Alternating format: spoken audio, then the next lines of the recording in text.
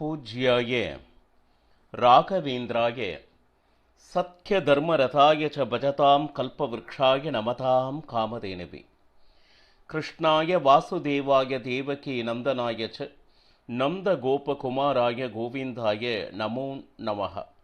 ஐந்தாவது வேதம் என்று போற்றப்படும் மகாபாரதம் பார்த்து வருகிறோம். பாண்டவர்கள் 12 வருட வனவாசத்தை முடித்து ஒரு வருடம் அஞ்ஞானவாசம், அதாவது மறைந்து வாழ வேண்டும். ஒருவேளை அந்த ஒரு வருடத்திற்குள் துரியோதனாதிகளால் அடையாளம் கண்டுவிட்டால் மீண்டும் 12 வருடம் வனவாசம் மற்றும் ஒரு வருடம் அஞ்ஞானவாசம். மொத்தத்தில் அவர்கள் காட்டிலே இருக்க வேண்டும், இங்கு வரக்கூடாது என்பதற்காக இந்த விஷயத்தை துரியோதனாதிகள் செய்திருக்கிறார்கள்.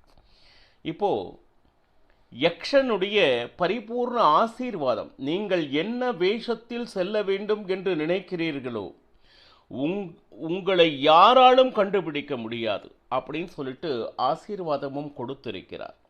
இப்போ அந்த விராட்ட நகரத்திற்கு செல்ல வேண்டும் என்கின்ற அந்த உபாயத்தனையும் யக்ஷனே கூறுகிறார்.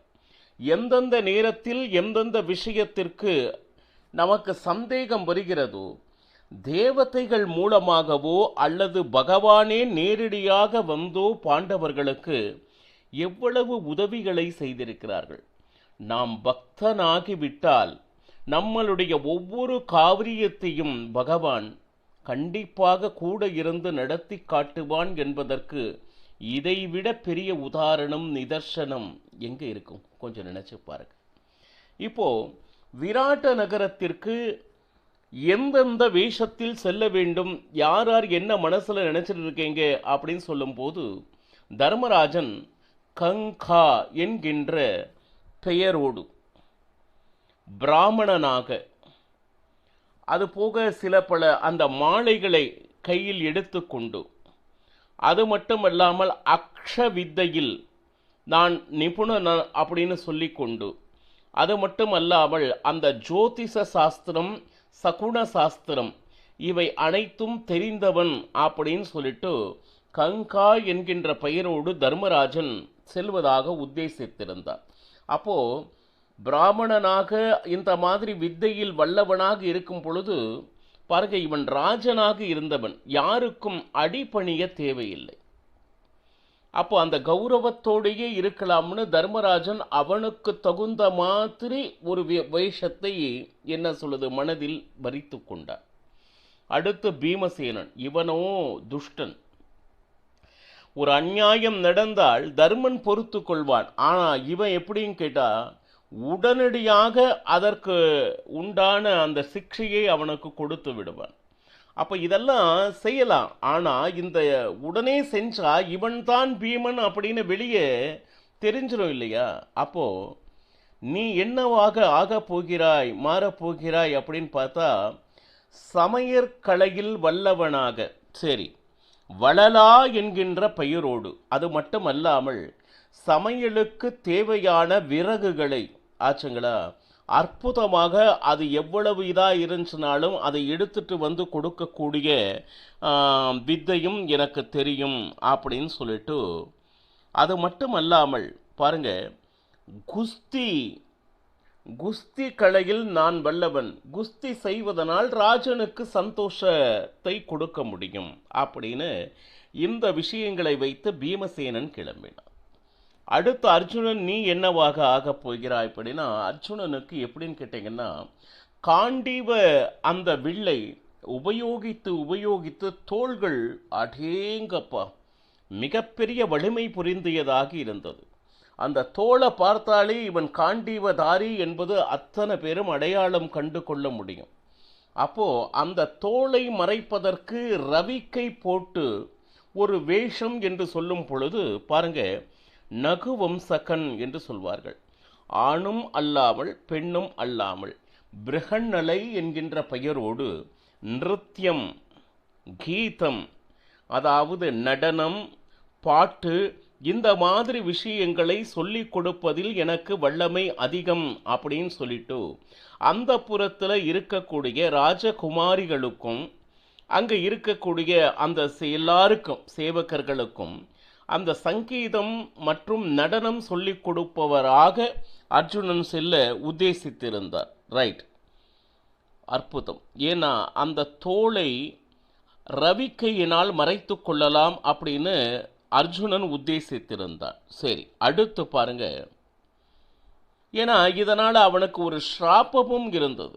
இந்திரலோகத்தில் 5 வருடம் அவன் பலவிதமான கலைகளை கற்ற பொழுது ஊர்வசியினுடைய ஸ்ராப்பம் இருந்தது.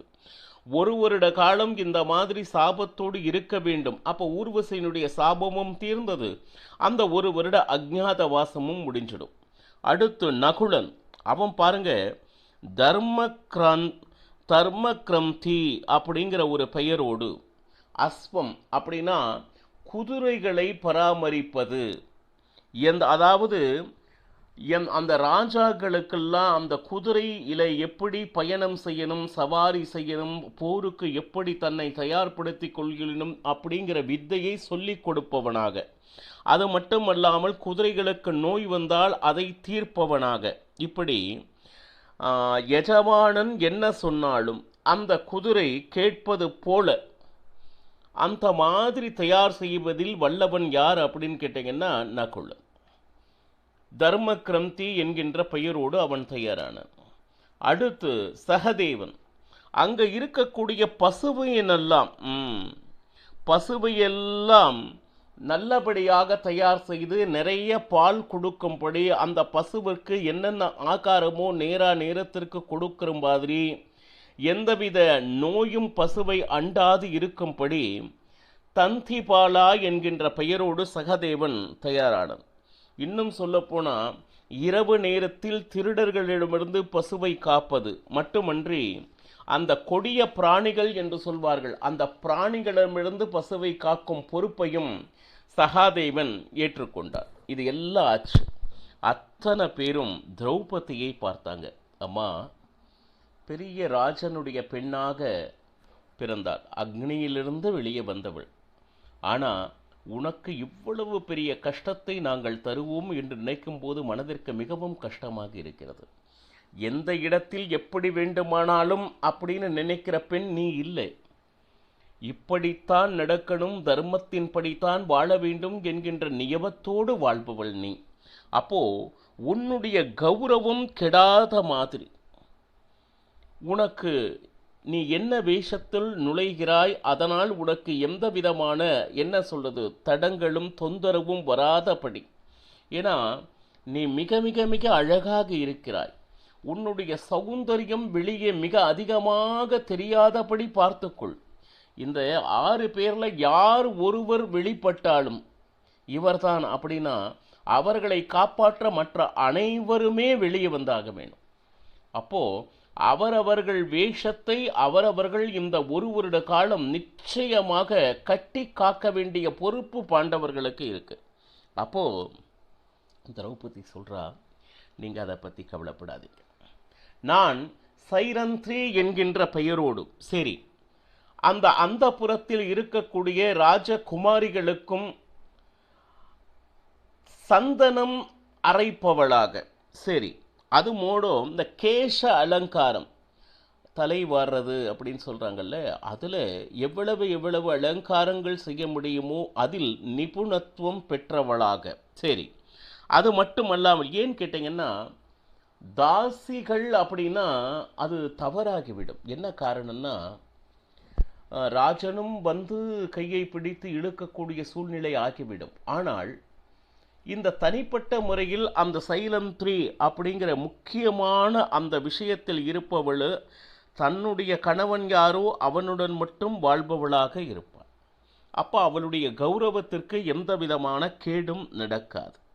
அப்போ திரௌபதியும் தான் என்ன வேஷத்தை போடுவது என்பதை தீர்மானித்திருந்தாள். ரைட். இப்போ இந்த நேரத்தில்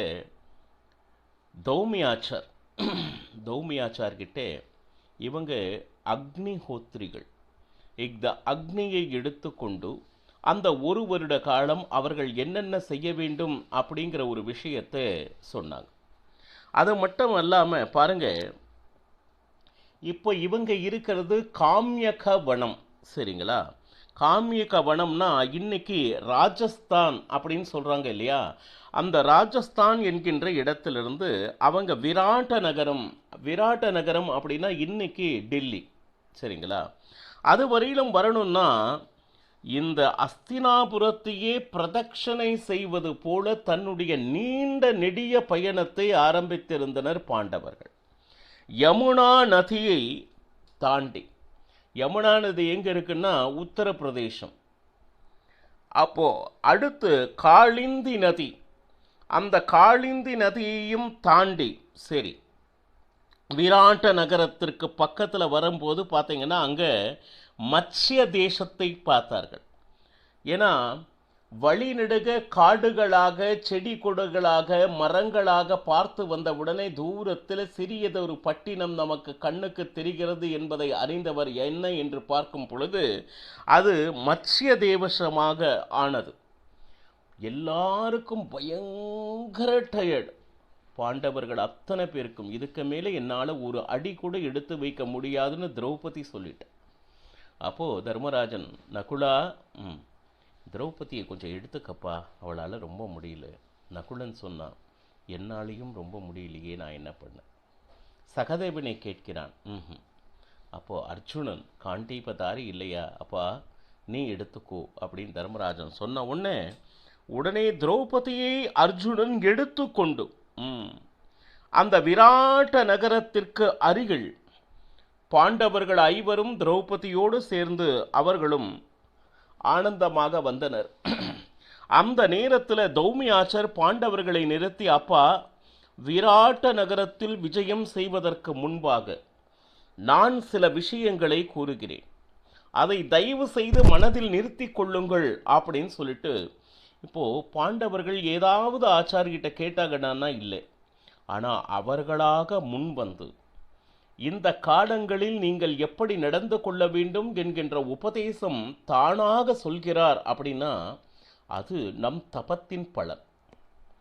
நாம் பக்தனாக இருந்தால் ஒன்னா பகவானே நேரடியாக வந்து நல்ல மார்க்கத்தை காண்பிப்பார், அல்லது இந்த மாதிரி ஆச்சாரியர் ரிஷி முனிகளை அனுப்பி நாம் எப்படியெல்லாம் வாழ வேண்டும் என்கின்ற அந்த மார்க்கத்தை நமக்கு தெரிவிப்பார். இதெல்லாம் மகாபாரதம் நமக்கு சொல்லக்கூடிய அற்புதமான விஷயங்கள்.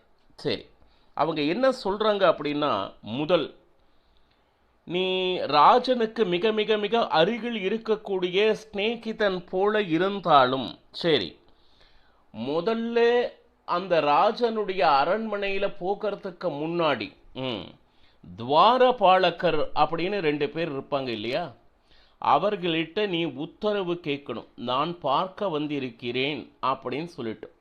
அப்புறம் அவர்கள் அந்த செய்தியை ராஜனிடம் சேர்ப்பித்து அந்த ராஜனுடைய சம்மதம் வாங்கிய பின்பு தான் அந்த நகரத்தின் அந்த வாயிலை நீ கடக்க வேண்டும் அப்படின்னு முதல்ல சொல்லியிருக்காங்க. சரி, அடுத்து அந்த ராஜனுடன் பேசும்போது பழகும்போது உங்களுக்கு நல்ல பெயரே ஏற்பட்டாலும் ராஜனுடைய உடைமைகள் வஸ்துக்கள் அதன் மேலே என்னைக்குமே மோகம் கொள்ள வேண்டாம். இது ஏற்கனவே பாண்டவர்கள்ட்ட இருக்கா இல்லையான்னு இல்லை. யார் ஒருவர் பெரிய ஆட்களுடன் நட்பு பாராட்ட செல்கிறார்களோ அவர்கள் தங்கள் வாழ்க்கையில் கடைபிடிக்க வேண்டிய இது தர்மங்கள். கேட்டுட்டுத்தான் உள்ளே போகணும், சம்மதம் இல்லாமல் உள்ளே போகக்கூடாது. ஒன்று, அவனுக்கு உடைமைகள் எவ்வளவோ இருக்கலாம், அதை அடைய வேண்டும் என்கின்ற ஆசை என்றைக்குமே உனக்கு வரக்கூடாது. சரி, அதே போல உங்களுக்கு நிறைய தர்மங்கள் தெரிந்திருக்கலாம், ராஜனாக கேட்காமல் நீங்களாக சென்று அவர்களுக்கு உபதேசம் செய்ய வேண்டாம். நீங்க சொல்றது நல்ல விஷயமாக இருந்தாலும் ஒருவருக்கு கேட்பதற்கு நேரமில்லை அல்லது அதற்கு உண்டான ஸ்பேஸ் கொடுக்க இயலவில்லைன்னா நீங்களாக சென்று இது நல்லது அப்படின்னு என்னைக்குமே உபதேசம் செய்யாதீங்க. யாராவது வந்து கேட்டால் எவ்வளவு கேட்கிறாங்களோ அவ்வளவு மட்டும் சொல்வதற்கு நீங்கள் தயவு செய்து பழகி கொள்ளுங்கள். மகாபாரதம் எச்சரிக்கிறது. நாம வந்து அவர்களுக்கு தேவையோ தேவையில்லையோ நல்லதுன்னு சொல்லிட்டே இருக்கிறது. அது அவங்களுக்கு பயன்பட்டதாக இருக்கிறதா இல்லையா என்பதை கூட பரீட்சித்து பார்க்காமல் நீங்கள் பாட்டுக்கு செய்து கொண்டிருந்தீங்களா, நிச்சயமா அடுத்த முறை உங்களுடைய பேச்சை அவர் கேட்க மாட்டார். இது மகாபாரதம் எச்சரிக்கிறது. அது மட்டுமல்லாங்கள், கூடுமான வரை இந்த அஞ்ஞான வாசம் முடியும் வரை மௌனமாக இருக்க பழகிக் கொள்ளுங்கள். உங்களை தேடி யாராவது கேள்வி கேட்டால் அதற்கு எவ்வளவு சுருக்கமான பதில் கூற முடியுமோ அப்படி இருந்து பழகுங்கள்.